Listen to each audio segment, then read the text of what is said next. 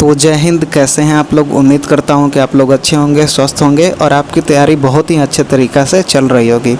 तो आज से हम लोग बिहार पुलिस, बिहार दरोगा या फिर बिहार एसएससी या फिर बीपीएससी के लिए अति महत्वपूर्ण एनसीईआरटी का महासीरीज लेकर आ रहे हैं। किस चीज़ का? एनसीईआरटी का महासीरीज हम लेकर के आ रहे हैं और आपको तैयारी बहुत ही अच्छे तरीक़े से करना होगा, ठीक है। जिसमें आपको हर एक चैप्टर वाइज आपको वन लाइनर क्वेश्चन देखने को मिलेगा, ठीक है। एनसीईआरटी का जो सीरीज हम ला रहे हैं, अभी ये वीडियो जो होगा वो पॉलिटी का होगा, ठीक है। चैप्टर वाइज पॉलिटी ख़त्म कर देंगे, उसके बाद इकोनॉमिक्स आएगा, हिस्ट्री आएगा, सारे चैप्टर इसमें आपको एनसीईआरटी का करवाया जाएगा, ठीक है। तो वीडियो को अच्छे से देखना होगा और अच्छे से सुनना होगा ताकि आपको हर एक चीज़ें याद हो जाए, ठीक है। जैसे जैसे आप सुनिएगा ना और वीडियो को देखते जाइएगा तो बहुत चीज़ें आपको याद होने लगेंगी। इसलिए मैं बोल रहा हूँ वीडियो को अच्छे से देखिए, टॉपिक वाइज देखिए, ठीक है। आपको बहुत चीज़ याद हो जाएंगी और एग्ज़ाम में जैसे बैठेगा ना, क्वेश्चन देखते ही आप सही उत्तर मार के आएंगे, ठीक है।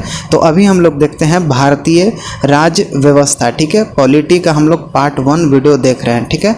पार्ट 1 वीडियो, ठीक है। इंडियन पॉलिटी का हम लोग अभी देखेंगे। भारत का संवैधानिक विकास, इसमें क्या क्या चीज़ कहा गया है उसके बारे में हम लोग देखते हैं। One liner question. Regulating act, ठीक है। रेगुलेटिंग एक्ट कब आया? तो 1773, ठीक है। रेगुलेटिंग एक्ट 1773 द्वारा सर्वोच्च न्यायालय की स्थापना कहाँ की गई थी? पूछेगा आपसे। रेगुलेटिंग एक्ट 1773 का सर्वोच्च न्यायालय की जो स्थापना हुई थी वह कहाँ की गई थी? तो कलकत्ता में ईस्ट इंडिया कंपनी के द्वारा लाया गया था। रेगुलेटिंग एक्ट कब? 1773 में। और उस समय सर्वोच्च न्यायालय की जो स्थापना है वो कहाँ की गई थी? तो कलकत्ता में। याद रखेंगे कहाँ की गई थी? 1774 में कलकत्ता में की गई थी, ठीक है। नेक्स्ट देखते हैं। इसमें पूछ रहा है भारतीयों को भारत के प्रशासन में भाग लेने का अधिकार किस अधिनियम के द्वारा प्राप्त हुआ है? भारतीयों को भारत के प्रशासन में भाग लेने का अधिकार किस अधिनियम के द्वारा प्राप्त हुआ है? तो चार्टर एक्ट के द्वारा, ठीक है। 1833 के द्वारा, ठीक है। याद रखेंगे चार्टर एक्ट के द्वारा, 1833 के द्वारा, याद रखेंगे। नेक्स्ट देखते हैं। भारतीय विधान परिषद का बजट। भारतीय विधान परिषद का जो बजट है उस पर बहस करने की शक्ति, बजट पर बहस करने की शक्ति किस अधिनियम के द्वारा प्राप्त हुई है? तो बताएंगे हम लोग भारत परिषद अधिनियम 1892 के तहत, ठीक है। 1892 के तहत बहस करने की शक्ति हमें प्राप्त हुई है, ठीक है। कब? तो 1892, याद रखेंगे। नेक्स्ट देखते हैं। केंद्रीय विधानमंडल सर्वप्रथम किस अधिनियम के द्वारा द्विसदनीय बनाया गया था? केंद्रीय विधानमंडल सर्वप्रथम किस अधिनियम के द्वारा द्विसदनीय बनाया गया था? तो 1919 के भारत शासन अधिनियम के द्वारा, याद रखेंगे। केंद्रीय विधानमंडल सर्वप्रथम किस अधिनियम के द्वारा द्विसदनीय बनाया गया था? तो 1919 के भारत शासन अधिनियम के द्वारा बनाया गया था, याद रखेंगे। नेक्स्ट देखते हैं। भारत के राष्ट्रपति को अध्यादेश, भारत के राष्ट्रपति को अध्यादेश निर्गत करने की शक्ति मूलतः किस अधिनियम से प्रेरित है? भारत के जो राष्ट्रपति होते हैं उनको अध्यादेश निर्गत करने की मूल जो शक्ति है, मूल शक्ति, वो किस अधिनियम से प्रेरित है? तो प्रेरित है भारत शासन अधिनियम 1935 से, ठीक है। भारत के राष्ट्रपति को अध्यादेश जारी करने का अधिनियम है भारत शासन अधिनियम 1935 से, याद रखेंगे। भारत शासन अधिनियम 1935। यहाँ पर कुछ हम लोग देख लेते हैं भारत का संवैधानिक विकास कैसे कैसे हुआ था, ठीक है। भारत का संवैधानिक विकास कैसे कैसे हुआ है, इसमें 2 पार्ट में बट गया था। ईस्ट इंडिया कंपनी के अंतर्गत और ब्रिटिश क्राउन के अंतर्गत। तो ईस्ट इंडिया कंपनी के अंतर्गत अभी देखे थे रेगुलेटिंग एक्ट 1773 में आया था। उसके बाद पिट्स इंडिया एक्ट 1784 में, ठीक है। लाइन बाय लाइन दिया गया, ठीक है। फिर चार्टर एक्ट आया 1793 में। चार्टर एक्ट भी ईस्ट इंडिया कंपनी के अंतर्गत ही लाया गया था। फिर चार्टर एक्ट आया था 1813 में। फिर चार्टर एक्ट लाया गया 1833 में। फिर चार्टर एक्ट आया 1853 में, ठीक है। फिर से सुन लेंगे हम लोग। देखिए 2-3 बार मैं रिपीट इसलिए कर दे रहा हूँ ताकि आपको सुनते सुनते याद हो जाए, ठीक है। जैसे दिखेगा रेगुलेटिंग एक्ट तो 1773, याद रखेंगे। Regulating act 1773, Pitt's India act 1784, charter act 1793, charter act फिर आया था तो 1813 में एक आया था। फिर चार्टर एक्ट लाया गया तो 1833 में लाया गया था। फिर चार्टर एक्ट लाया गया तो 1853 में, ठीक है। फिर उसके बाद देखेंगे ब्रिटिश का क्राउन के अंतर्गत क्या क्या चीज़ लाया गया था। तो ब्रिटिश क्राउन के अंतर्गत भारत शासन अधिनियम 1858 ये ब्रिटिश क्राउन के अंतर्गत लाया गया, ठीक है। भारत शासन अधिनियम 1858, भारत परिषद अधिनियम 1861, उसके बाद भारत परिषद अधिनियम 1892, फिर भारत परिषद अधिनियम फिर आया था तो 1909 में, फिर आया भारत शासन अधिनियम 1919। इससे सवाल आपको पूछे जाते हैं, ठीक है। भारत शासन अधिनियम 1919 और फिर भारत शासन अधिनियम 1935, फिर एक आया भारतीय स्वतंत्रता अधिनियम आया, ये आपका 1947 में, ठीक है। भारतीय स्वतंत्रता अधिनियम 1947 में, तो ये आपको याद करना होगा, ठीक है। इससे आपका प्रश्न आएंगे, चार्टर एक्ट से भी आता है, पिट्स इंडिया से भी आता है, भारत शासन अधिनियम इससे आएगा, इससे आएगा, इससे आ जाता है, इससे भी आएगा। तो कहने का मतलब है कि आपका जो भारत का संवैधानिक विकास है ये आपको एक बार देख लेना होगा, ठीक है। ठीक है, तो वीडियो को 2-3 बार सुनिएगा ना तो बहुत चीज़ याद हो जाएंगे इसमें से। फिर देखते हैं हम लोग नेक्स्ट में क्या बोल रहा है यहाँ पे। केंद्र में द्वैध शासन व्यवस्था, केंद्र में द्वैध शासन व्यवस्था जो है किस अधिनियम के द्वारा लागू किया गया था? तो भारत शासन अधिनियम 1919 के तहत पूछेगा आपसे क्वेश्चन में कि केंद्र में द्वैध शासन व्यवस्था किस अधिनियम के द्वारा लागू किया गया था? तो 1919 के तहत भारत शासन अधिनियम 1919 के तहत द्वैध शासन व्यवस्था को लागू किया गया था। फिर देखेंगे ब्रिटिश भारत में किस अधिनियम में संघीय शासन का प्रावधान था? संघीय शासन का प्रावधान भारत शासन अधिनियम 1935, ठीक है। भारत शासन अधिनियम 1935। ब्रिटिश भारत में किस अधिनियम में संघीय शासन का प्रावधान है? तो भारत शासन अधिनियम 1935 याद रखेंगे।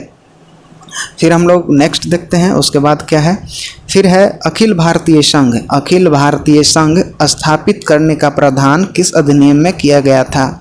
अखिल भारतीय संघ स्थापित करने का जो प्रावधान है वो किस अधिनियम में किया गया है? तो भारत शासन अधिनियम 1935 के तहत अखिल भारतीय संघ स्थापित करने का प्रावधान दिया गया है, ठीक है। स्थापित करने का प्रावधान, अखिल भारतीय संघ स्थापित करने का प्रावधान किस अधिनियम के तहत है? तो भारत शासन अधिनियम 1935 याद रखेंगे।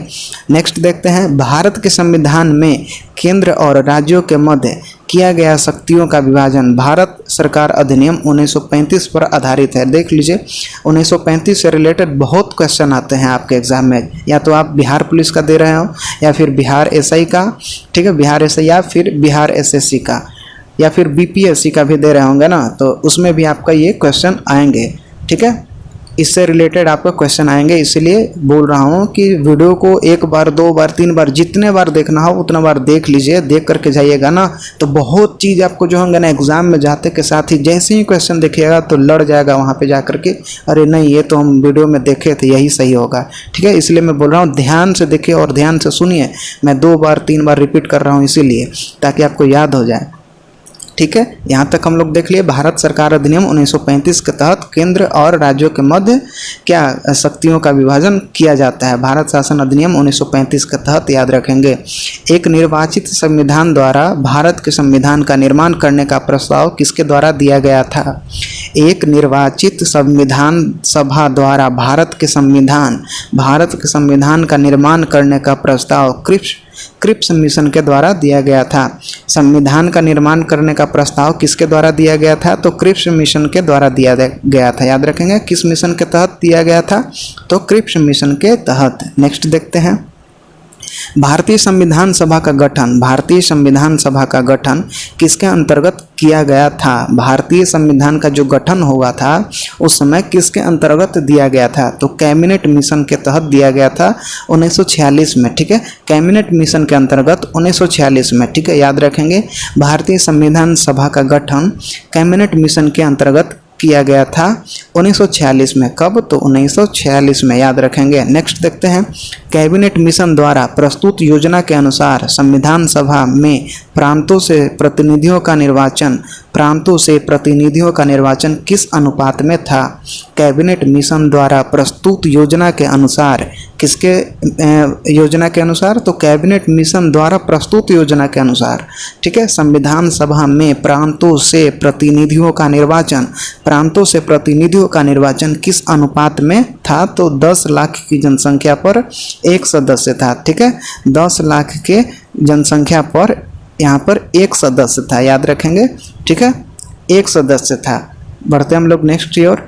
इसमें बोल रहा है भारतीय संविधान का निर्माण करने वाली संविधान सभा के सदस्यों का चुनाव किसके द्वारा किया गया था। जब भारतीय संविधान निर्माण हो रहा था उस समय संविधान सभा के सदस्यों का चुनाव हुआ था, तो किसके द्वारा किया गया था। तो इसका सही होगा उत्तर विभिन्न प्रांतों के विधानसभाओं द्वारा। ठीक है, विभिन्न प्रांतों के विधानसभाओं के द्वारा चुनाव किया गया था, याद रखेंगे। नेक्स्ट देखते हैं, अंतरिम सरकार के बारे में हम लोग यहाँ पे देखेंगे। पूछता है आपसे कि अंतरिम सरकार में कौन से सदस्य किस विभाग के थे। ठीक है, तो हम लोग देखेंगे अंतरिम सरकार वर्ष 1946।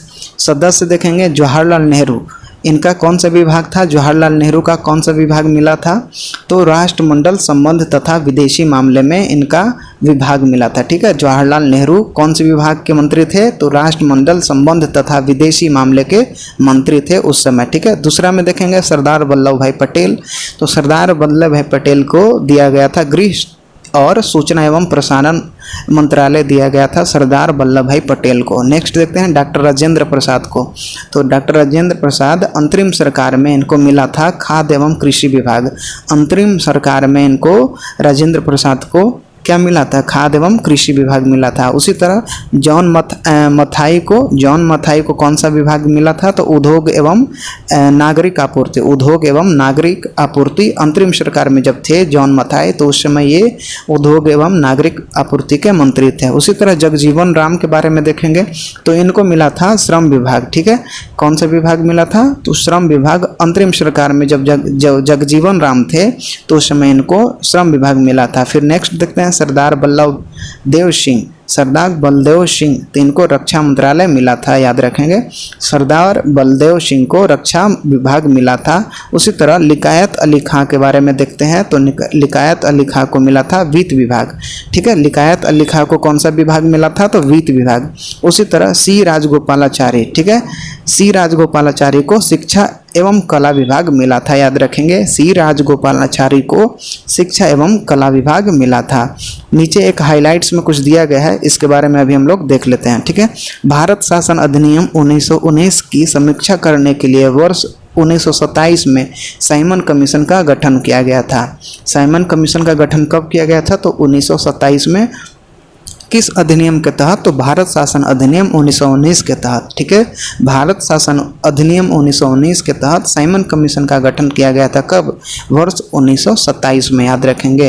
ये देख लीजिए, आपका सार संग्रह है NCERT का। ठीक है, NCERT का सार संग्रह है, याद रखेंगे, सार संग्रह। बढ़ते हैं हम लोग नेक्स्ट की ओर।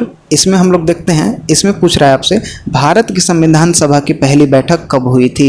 भारत की संविधान सभा की पहली बैठक कब हुई थी, तो 9 दिसंबर 1946 को। 9 दिसंबर 1946 को भारत की जब संविधान बनने वाला था तो उस समय पहली बैठक हुई थी, तो 9 दिसंबर 1946 को हुआ था, याद रखेंगे। फिर देखते हैं भारतीय संविधान का प्रथम प्रारूप, ठीक है, सर BN राव के द्वारा तैयार किया गया था। प्रथम प्रारूप मतलब फर्स्ट ड्राफ्ट। जैसे कोई चीज़ हम लोग बनाते हैं तो एक ओरिजिनल बनता है, एक ड्राफ्ट में हम लोग सेव करते हैं। तो प्रथम जो प्रारूप बनाए थे तो सर BN राव के द्वारा तैयार किया गया था। भारतीय संविधान का जो प्रथम प्रारूप है वह सर VM राव के द्वारा तैयार किया गया था, याद रखेंगे। नेक्स्ट देखते हैं संविधान सभा का अस्थायी अध्यक्ष किसे चुना गया था, याद रखेंगे। संविधान सभा का अस्थायी अध्यक्ष पूछ देगा आपसे एग्जाम में कि जब देश आज़ाद हुआ था तो उस समय संविधान सभा का अस्थायी अध्यक्ष कौन बने थे, तो अस्थायी अध्यक्ष डॉक्टर राजेंद्र प्रसाद बने थे, याद रखेंगे। कौन बने थे, तो डॉक्टर राजेंद्र प्रसाद बने थे।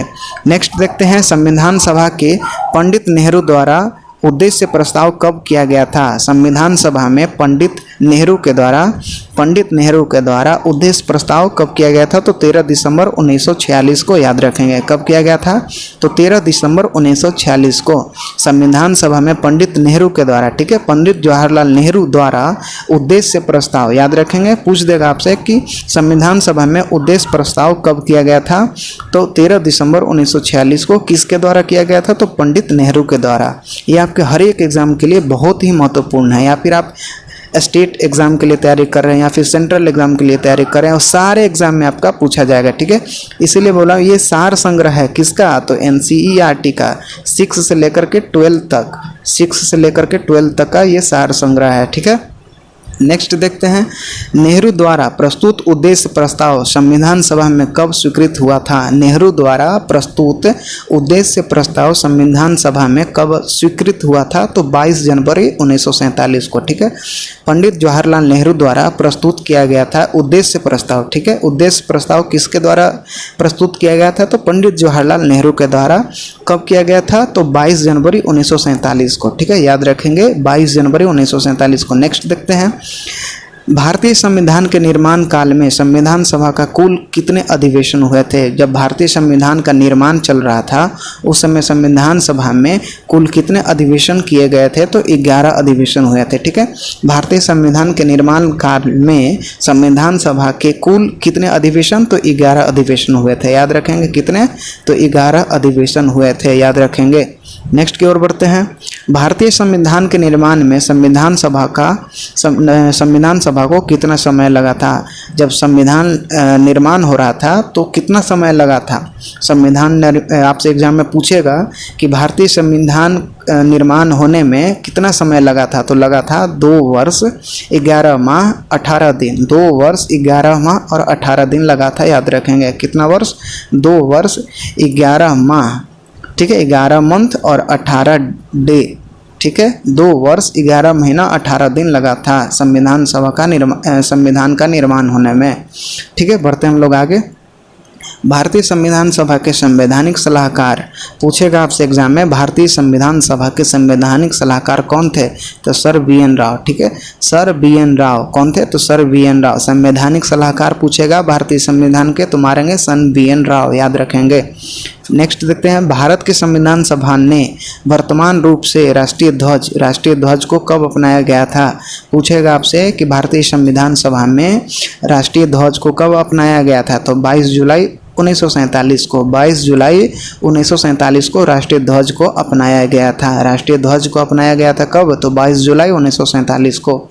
नेक्स्ट देखते हैं, संविधान सभा की प्रथम बैठक की अध्यक्षता डॉक्टर सच्चिदानंद सिन्हा अस्थायी अध्यक्ष बने थे। ठीक है, संविधान सभा की प्रथम बैठक की अध्यक्षता डॉक्टर सच्चिदानंद सिन्हा, जो कि अस्थायी सदस्य थे। और अस्थायी सदस्य कौन थे? अस्थायी राजेंद्र प्रसाद। अभी बताया था ऊपर में, अस्थायी में राजेंद्र प्रसाद मारेंगे। और पूछ देगा आपसे कि संविधान सभा की प्रथम बैठक की अध्यक्षता में अस्थायी अध्यक्ष तो मारेंगे सच्चिदानंद सिन्हा। ठीक है, अस्थायी अध्यक्ष कौन थे? तो सच्चिदानंद सिन्हा, याद रखेंगे।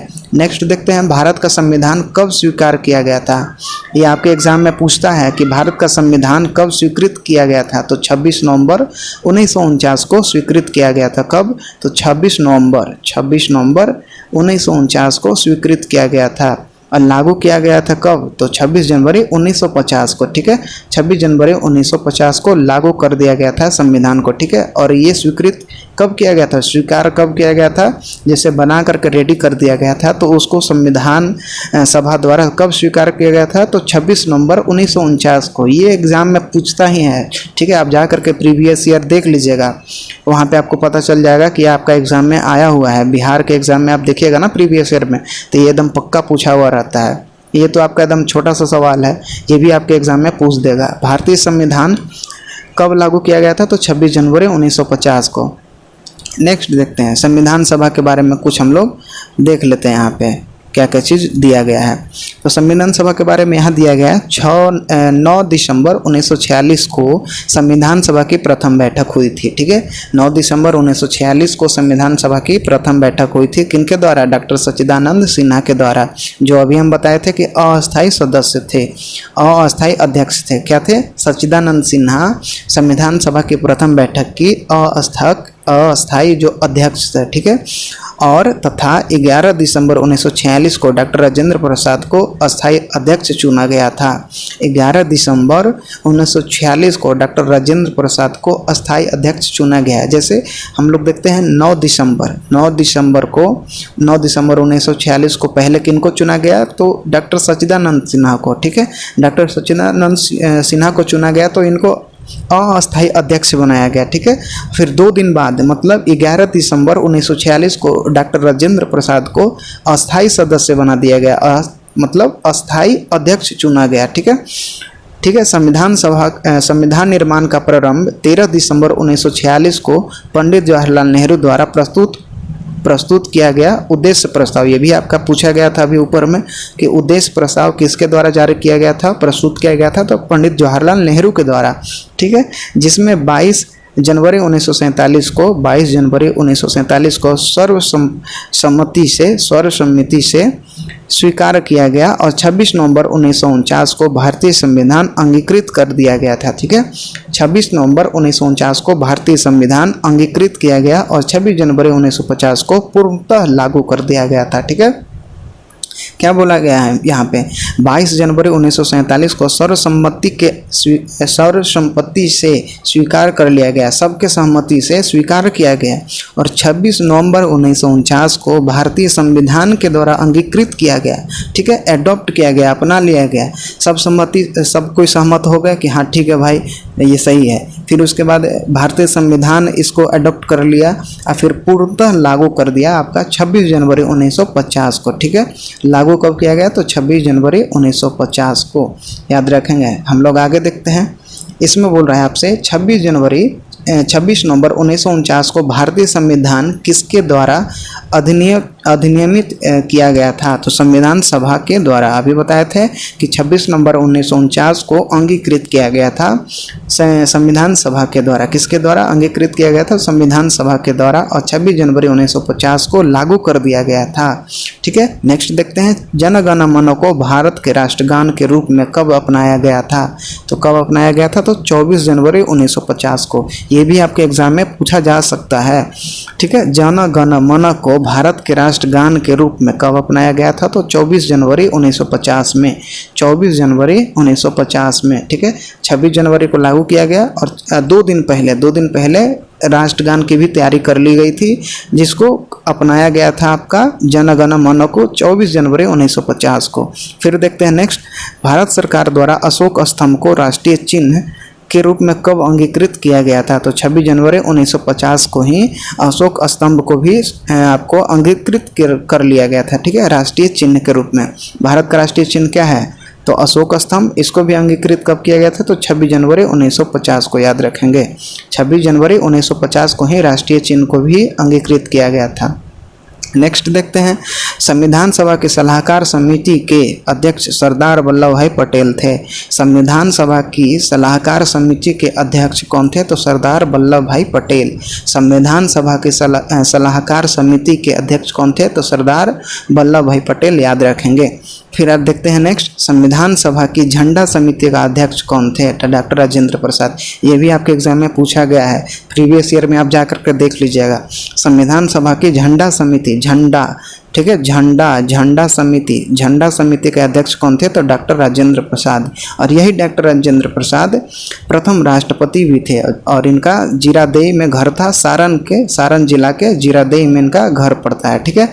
झंडा समिति के अध्यक्ष कौन थे, तो डॉक्टर राजेंद्र प्रसाद, याद रखेंगे। नेक्स्ट देखते हैं, प्रमुख समितियां एवं उनके अध्यक्ष, प्रमुख समितियां एवं उनके अध्यक्ष के बारे में यहाँ पे कुछ दिया गया है, ठीक है। किस समिति के कौन अध्यक्ष थे, ठीक है। तो पहला नंबर में हम लोग देखते हैं संघ शक्ति समिति। संघ शक्ति समिति के अध्यक्ष थे पंडित जवाहरलाल नेहरू। संघ शक्ति समिति का अध्यक्ष पंडित जवाहरलाल नेहरू, याद करिए, बार बार मैं बोल रहा हूँ, संघ शक्ति समिति का अध्यक्ष पंडित जवाहरलाल नेहरू। देखिए मैं इस तरह पढ़ा रहा हूँ जैसे क्यूज होता है ना, क्यूज सुन के याद हो जाना, उसी तरह ये समझ लीजिए कि एक क्यूज की तरह है, ठीक है। क्वेश्चन को सुनना है और सुन करके आंसर जैसे ही बोलूँगा उसको माइंड में सेट कर लेना कि अच्छा इसका ये है। जैसे संघ शक्ति समिति के अध्यक्ष कौन थे, तो पंडित जवाहरलाल नेहरू। संघ शक्ति समिति के अध्यक्ष पंडित जवाहरलाल नेहरू।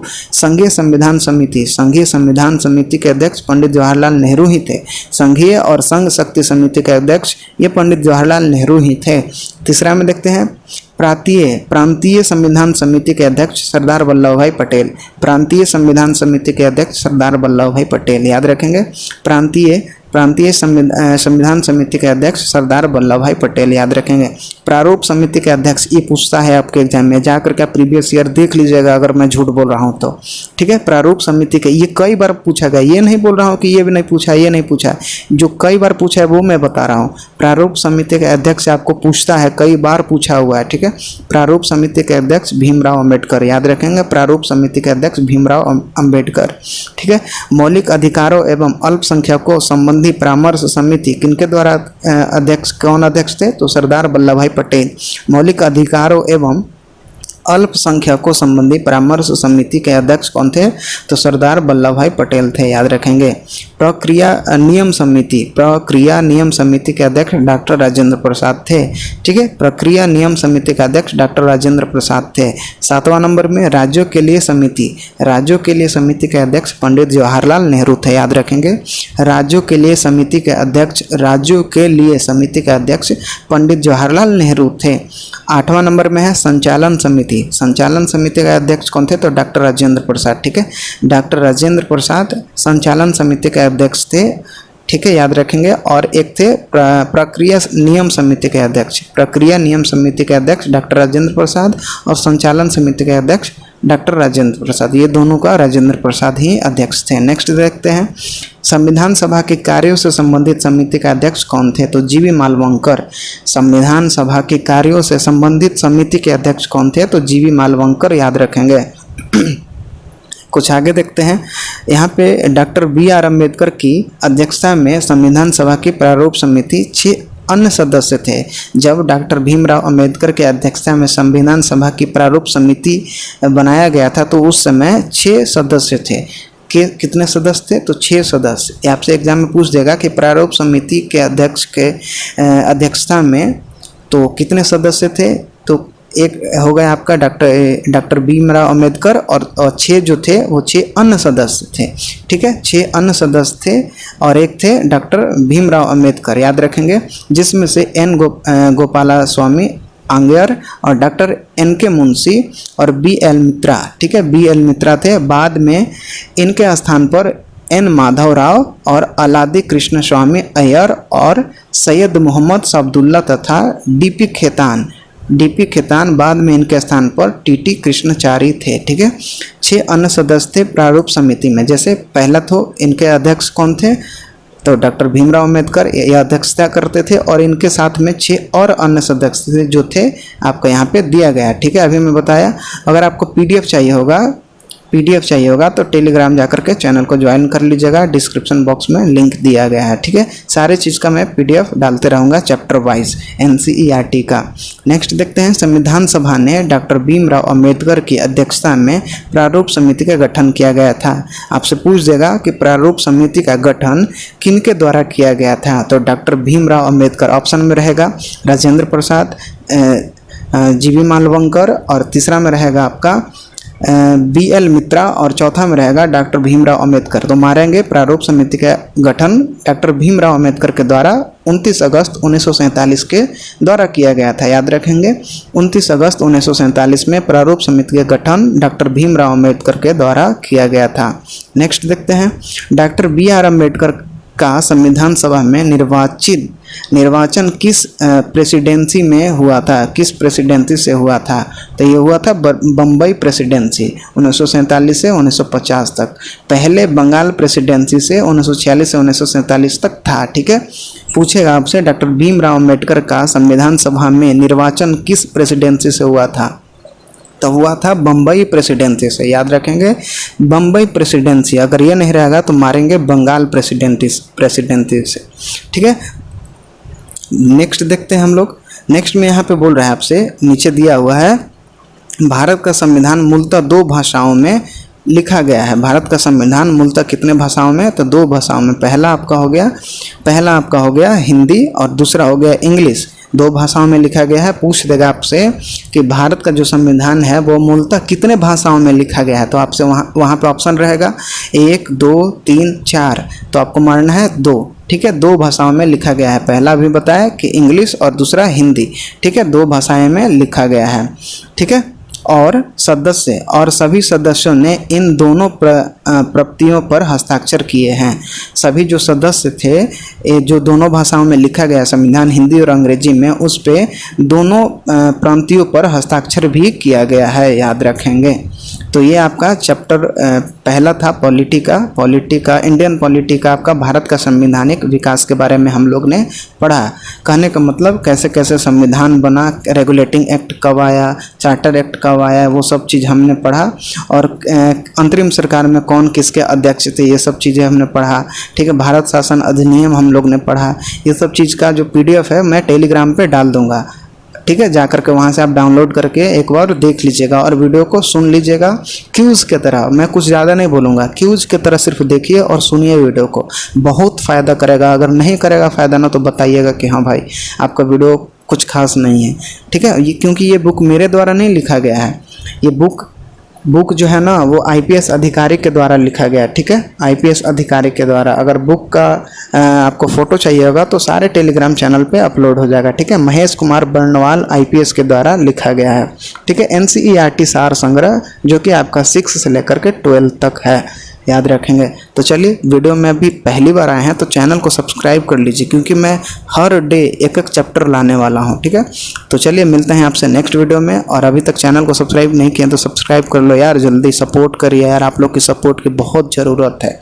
ठीक है, लाइक करिए, सब्सक्राइब कर लीजिए और चैनल को किसी अपने दोस्तों के पास शेयर करना हो तो शेयर भी कर सकते हैं। ठीक है, ये आपके लिए फ्री है, सब्सक्राइब करना भी फ्री है, वीडियो भी देखना आपके लिए फ्री है। ठीक है, कोई मेहनत नहीं है, सिर्फ आप वीडियो देख करके सुनिए। आपके एग्ज़ाम अगर नज़दीक हैं तो एक बार देख के जाइए चैप्टर वाइज। ठीक है, तो चलिए मिलते हैं आपसे नेक्स्ट वीडियो में, तब तक के लिए टाटा बाय बाय, धन्यवाद।